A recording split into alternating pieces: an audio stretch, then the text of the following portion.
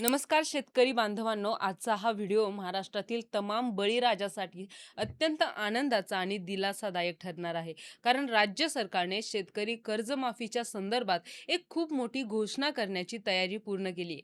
गेल्या अनेक दिवसांपासून राज्यातील शेतकरी ज्या निर्णयाची चातकासारखी वाट पाहत होते, त्या कर्जमाफीचा मुहूर्त अखेर लागलाय. कृषी मंत्री दत्तात्रय भरणे यांनी स्वतः याबद्दलची महत्त्वाची अधिकृत माहिती दिली आहे. प्रसार माध्यमांशी बोलताना त्यांनी ही माहिती दिली.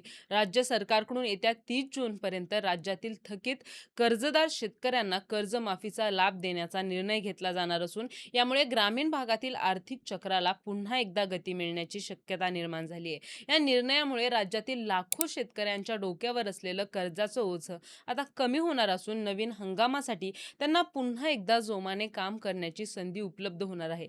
तर या विषयावरची सविस्तर माहिती जाणून घेण्यासाठी थेट वास्तवला सबस्क्राईब करा आणि व्हिडिओ शेवटपर्यंत नक्की बघा.